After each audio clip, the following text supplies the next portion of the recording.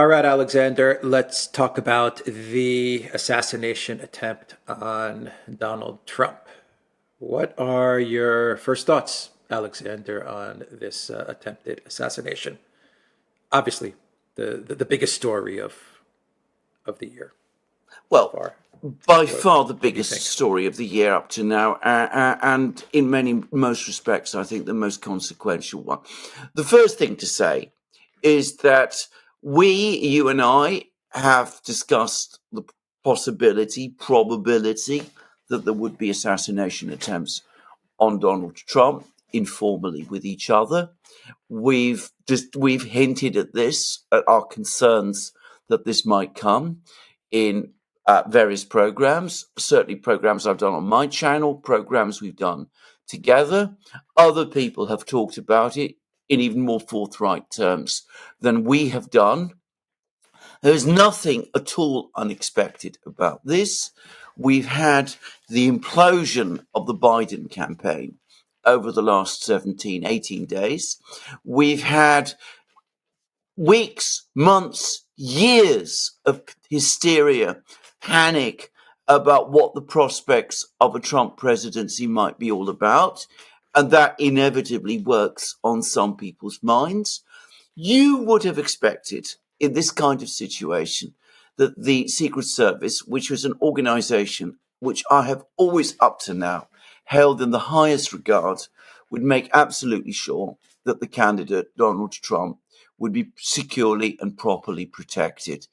And whatever your views about this assassination attempt, about how it came about, who this person who carried out was, the thing that immediately stands out is that the security service, the Secret Service, failed and failed abysmally. Now, even my inexpert eyes could see that. But if you want an absolutely excoriating analysis of this, the person who's provided it is Eric Prince, who this is his job. He's pointed out in every particular way how everything that was done um, that led up to this attack um, by the Secret Service speaks of the most extreme incompetence, such incompetence and levels of negligence that inevitably it is going to provoke questions.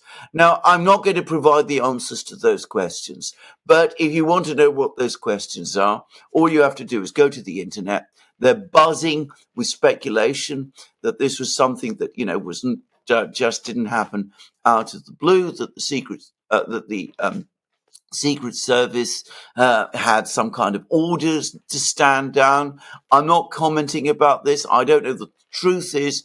All I would say is that the most obvious target for assassination in the world was not being protected in the way that he needed to be and that he should have been in the middle of an extremely fraught presidential election campaign. The second thing that one has to say is that Donald Trump rose to the event magnificently. To say that he acted heroically, which is what some of the people in the media have been saying, almost, I think, downplays the level of courage that he showed. It makes it sound like, this is a work of fiction. It was not a work of fiction. I mean, he showed incredible defiance and courage in the face of this attack.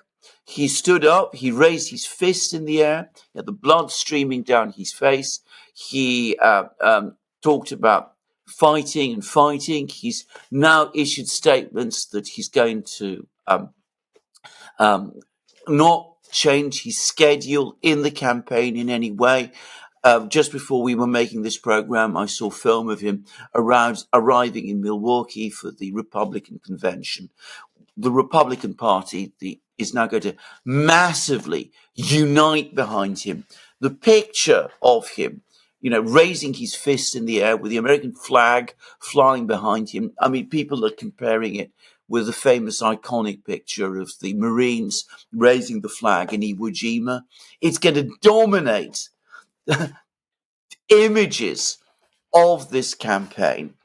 And even as Trump acts like this, even as he releases a statement, which again shows the strength of his resolve and appears to project leadership, we have from Biden mumbling words, hardly convincing, all perhaps emphasizing again the incredible contrast between the dynamism and energy and purpose of Trump, the candidate, and the absolute exhaustion, incompetence, vacuousness, if you like, of the incumbent.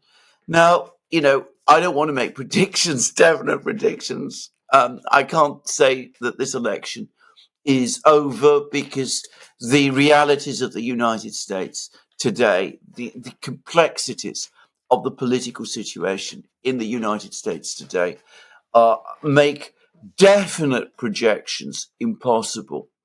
But from this moment on, I would have thought that the overwhelming probability is that Donald Trump will be elected president in November.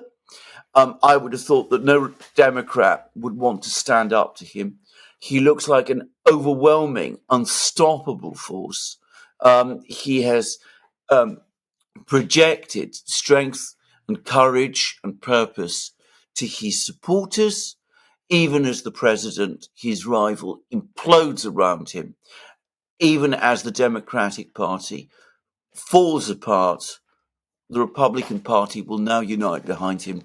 It would seem to me that on any objective analysis, if this was a normal election, Trump would now be secure, would be confident of winning in November and being re-elected president of the United States. Yeah, Brian Berletic also did a great video on the attempted assassination, and he talked about the many lapses in the security in and around Trump. Dan Bongino also talked about this the other day to Fox News as well, and Dan Bongino was former Secret Service as well, so he also understands what's going on. But I suggest to go see Eric Prince, Brian Berletic, Dan Bongino. I think you'll get a good understanding as to what might have happened, or in this instance, what did not happen to protect Trump from this shooter. But let's focus, me and you. Let's focus on what happens now going forward. Biden spoke to the American people from the Oval Office, and he talked about not having violence in politics. The message is now about unity. Trump gave an interview to the New York Post, as well as Byron York. And Trump also talked about giving a more unifying message going forward. And there is some talk that maybe the rhetoric in this campaign will de-escalate. Trump probably means it, that he's thinking of crafting a more unified message. Listening to Biden, I did not get the sense that the Democrats and the Biden campaign really mean that they would like to cool things down and to tone down the rhetoric. I think they're going to continue in much the same way they continued before the shooting, demonizing Trump, demonizing the people that support Trump, the populist movement, the MAGA movement. I don't see them learning a lesson from this. I could be wrong, but I don't see the Democrats learning anything from what happened. I don't think they have it in them to tone things down, especially when it comes to Trump, because there's this obsession, this hatred that I don't understand it. I don't even know if they understand it. But what are your thoughts going forward? How do you see things shaping out in the next 5 months? And I just want to say one more thing. Everyone is saying that Trump, he's a shoo-in to win it. He's going to win the election. Right now, it looks like yes, he's unstoppable. I agree, but we got 5 months. Yeah. A lot can happen in 5 months. And I've been reading reports saying that the Biden campaign and the Democrats are hard at work crafting a strategy to deal with the latest developments with Trump and this assassination attempt. Keep in mind, Alexander, that the cognitive failures of Biden are out of the news cycle now. No one's talking about it anymore. So maybe this has also secured Biden's position as the candidate for November. Right, a lot of things to say here. First of all, it Yeah, is not a lot to say. it, Yeah. it is not a shoe-in. This election is not a shoe-in.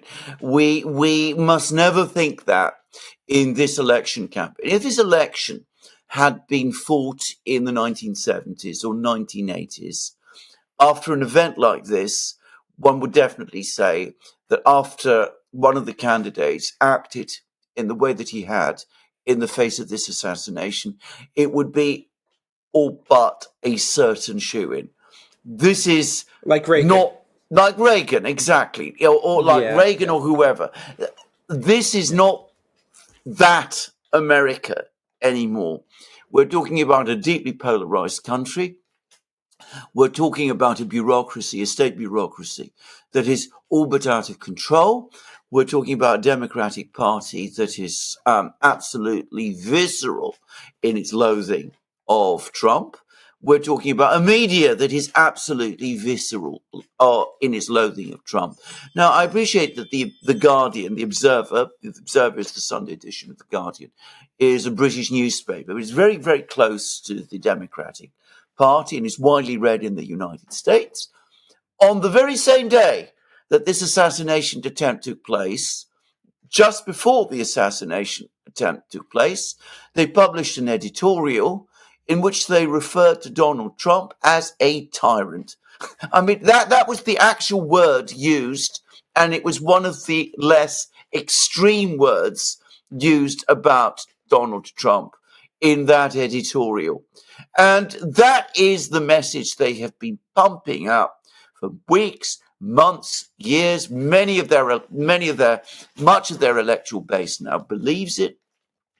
As it happens, the day before this event took place, this assassination took place, I was talking to an accountant at one of the big American accountancy firms. He's a personal friend of mine. He was saying that, he's not a supporter of Trump, by the way, but he was saying that if in a meeting, a social meeting at his office, he actually expressed any kind of interest in or support for sympathy for Donald Trump, half the people in the room would remain silent, all of the others would come after him, and his entire position in that firm would be in jeopardy. Just say that is the level of animus that there is against Donald Trump. So, given that this is so, an event like the one that we have just seen cannot change that dynamic. The Democrats cannot now simply soft pedal all the rhetoric that they have been engaging in for the last years, going all the way back to the day when he came down that escalator in Trump Tower back in 2015. They've been talking relentlessly about him in this way. You can't just switch it off. You can't get all of those people who have been talking about Donald Trump in the way that they have been all this time suddenly to stop talking like this.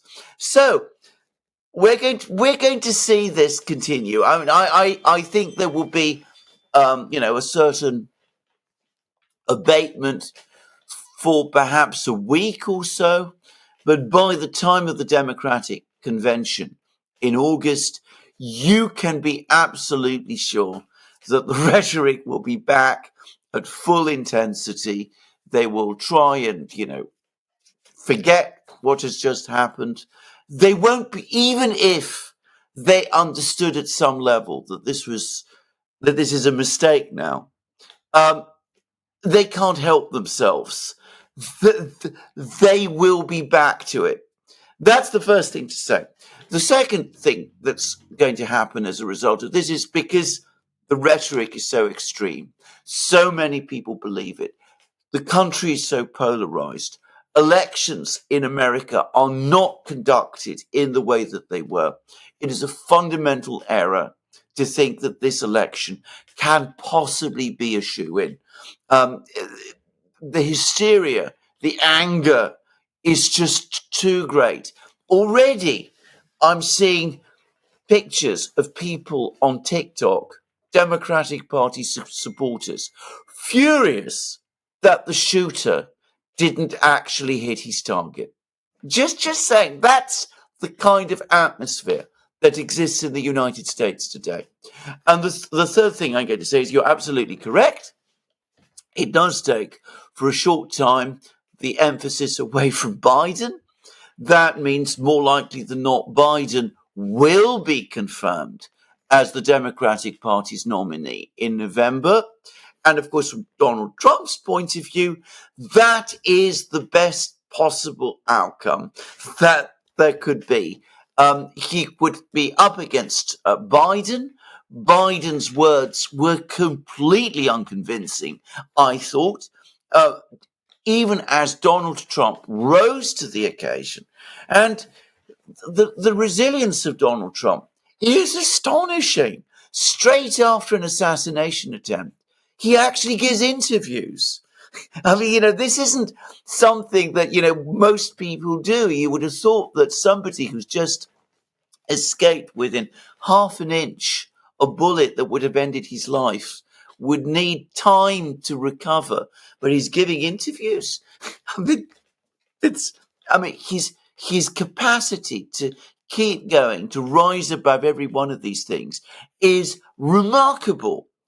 The contrast between that and the president we have now, who gave this mumbling, unconvincing address from the Oval Office, completely failing to rise to the challenge, completely failing to talk about Donald Trump in the way that the situation demanded as a human being, an American, somebody that the American people should respect as the candidate of the Republican Party. There's none of that in Biden's words, because, of course, quite apart from anything else, he doesn't himself believe that.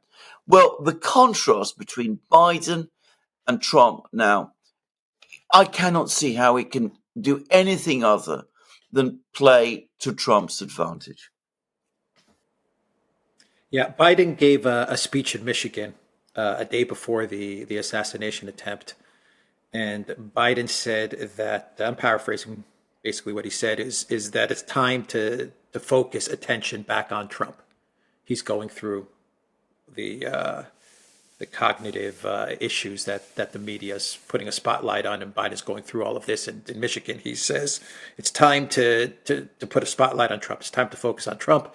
And I believe the mainstream media will start to do that.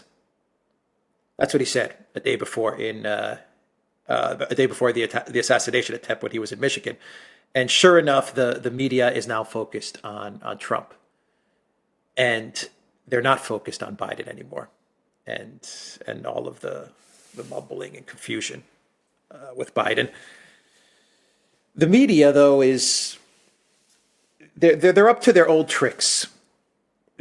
They know they have to report on this story, but they're reporting on it from the angle of yes, there was an attempt on Trump's life, but let's not make it out to be something bigger than it is. That's kind of the narrative. I'm simplifying it, but that's kind of the narrative that they're taking. Don't make him out to be a hero. I believe the Washington Post even read an article saying that Elon Musk and David Sachs and other prominent VCs and businessmen are using their platform to make Trump into a heroic figure. And the reason they're saying this is because Trump rose up and pumped his fist. He said, fight, fight, fight, after an assassination attempt. So you have people like Elon Musk basically reporting the facts, just basically saying, this is what I saw, which is what everyone saw. The media is trying to convince people, don't believe what you saw. Don't believe what Elon Musk is telling you. Don't believe what your own eyes are telling you. What we're telling you as the Washington Post, the New York Times, and CNN is that there was some noise. Trump fell. He's okay. Let's move on. Do you know what I mean? Oh The yeah, media is they're trying to make it seem like this is not as big a story as it is. It's a huge story, but yeah. they're turning it around. They're up to The, their old tricks again. Indeed, yesterday, in the hours, several hours after all this happened, I read an article in the British media again, but the Guardian, widely read in the United States, very close to the Democratic Party, and it referred to the alleged assassination attempt. The alleged assassination. The bullet flies past, clips his ear, but that's not an assassination attempt. That is an alleged assassination attempt. Now, once upon a time, these tricks, and when I say once upon a time, just a few months ago, these tricks were very potent. They had a real effect. I think that it's becoming more difficult for two reasons. Firstly, the media has been caught with its pants down over Joe Biden. There was the Democratic Party debate. People have seen that. Um, Clips of it have been released and re-released. The media just a few weeks ago was pretending that Biden was, the sharpest knife in the drawer, the cleverest man in the room, the man whose energy and drive exhausted his junior aides. The American people were exposed to the reality that none of that is true. That has, I think, already shaken the media's credibility to a huge degree. People have seen what they saw. They saw the image. They saw the security, the Secret Service people looking bewildered and confused. They saw Trump standing up, raising his fist. It is going to be impossible to erase that image. So yes, that is exactly what they're going to try to do. But it is becoming more difficult all the time. There's, what Lincoln once said, you can fool most of the people most of the time. You can't fool all of the people all of the time. And I think we're now well past even that point. I think more and more people now are starting to doubt the narratives that they are being given, and that a tipping point basically has now been passed. I don't know that the media understands that.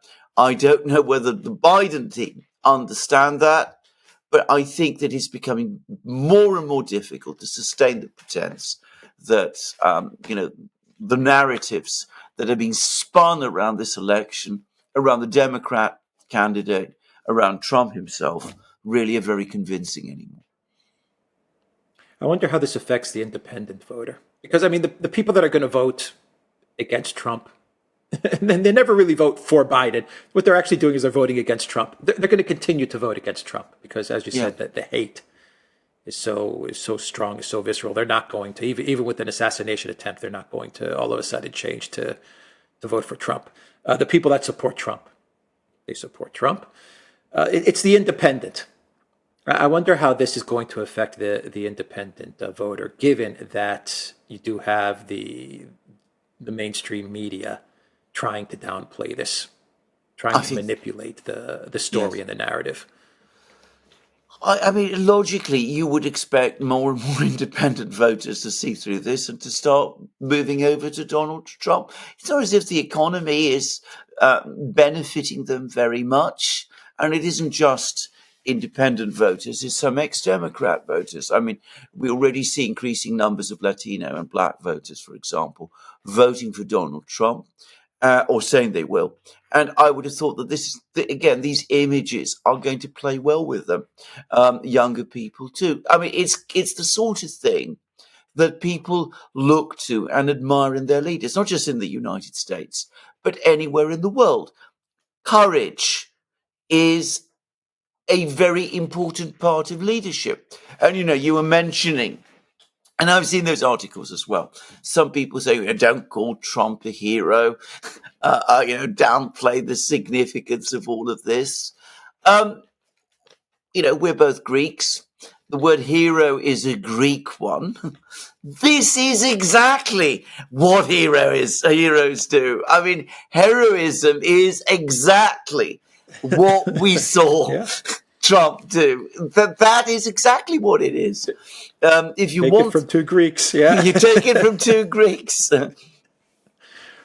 Yeah. Go ahead. Sorry to interrupt you. Go ahead. Go ahead. I mean, this is, I mean, read the Iliad and the Trojan War and see how the heroes there behave. That's exactly how they behave. I mean, physical courage, the ability to keep going and fighting and to show not just courage, but moral courage as well as physical courage in this kind of situation is what heroism is all about. And as I said, Trump showed it. And, well, most people, of course, don't get all these definitions, but instinctually, they understand that.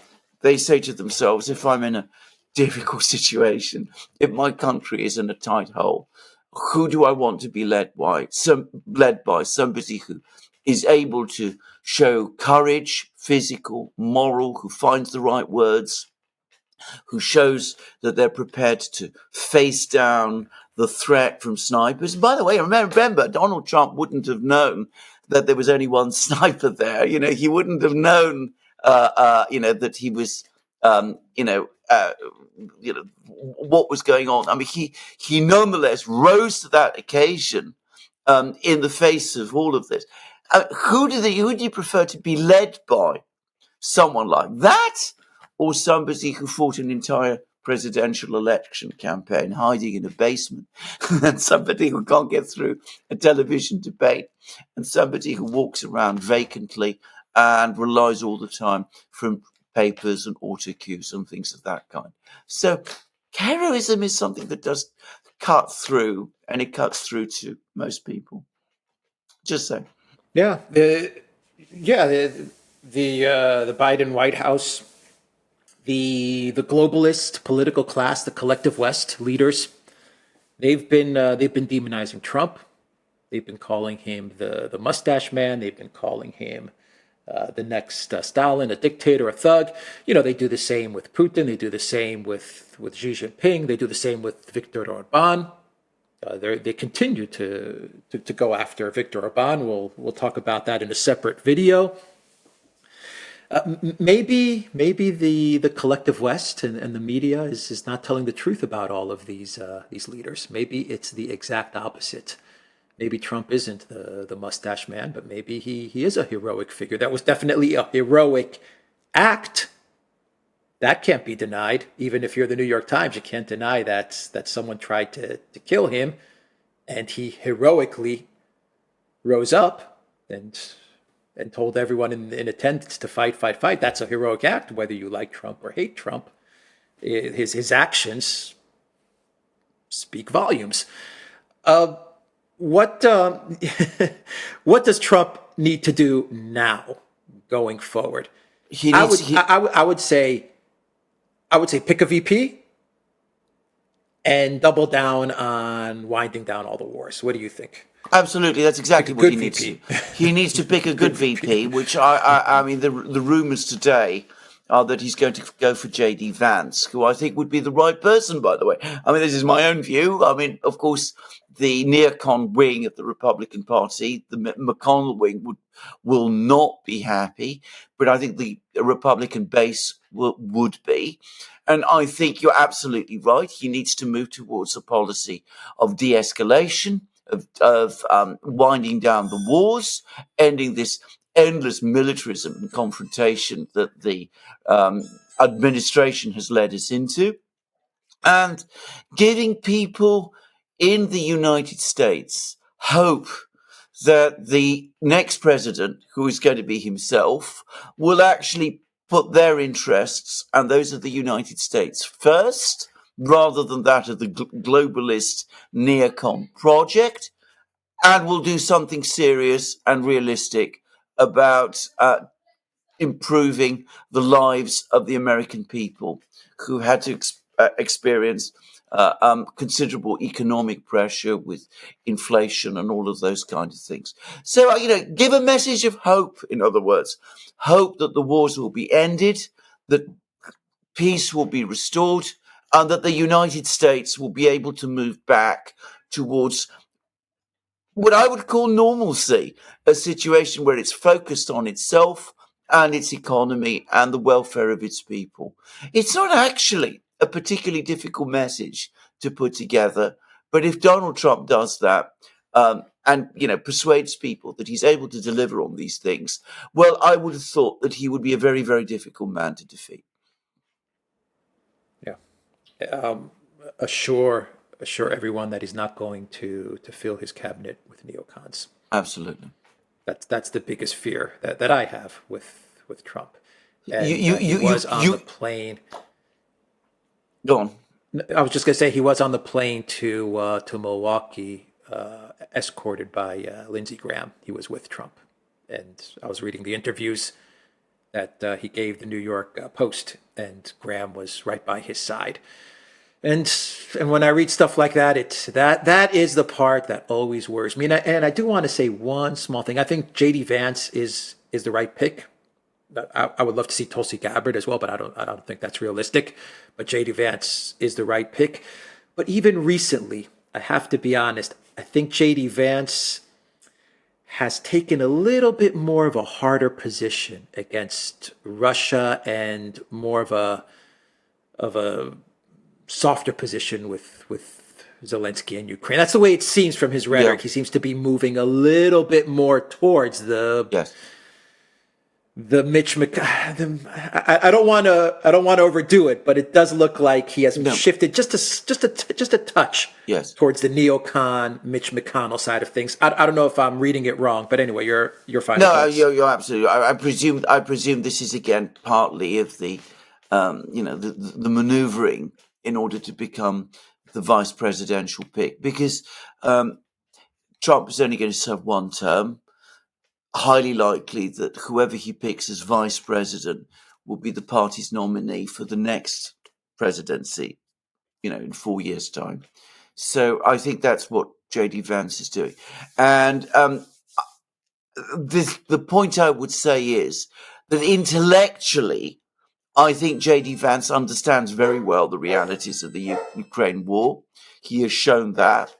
And I don't think he's changed, but the fact that he's shifted shows how strong still the neocons are within the Republican Party. And as you rightly say, Trump himself has the shadow of Lindsey Graham always there by his shoulder, and that's very unnerving. And your concern is shared by lots and lots of people that I know, and including myself, by the way, that just as he did in his first term, Trump will bring these people in and will be taken over by them, just as he was last time. That's the big fear. All right. TheDuran.locals.com. We are on Rumble, Odyssey, BitChute, Telegram, Rockfin, and Twitter X. And go to the Duran shop. Pick up some limited edition merch. The link is in the description box down below. Take care.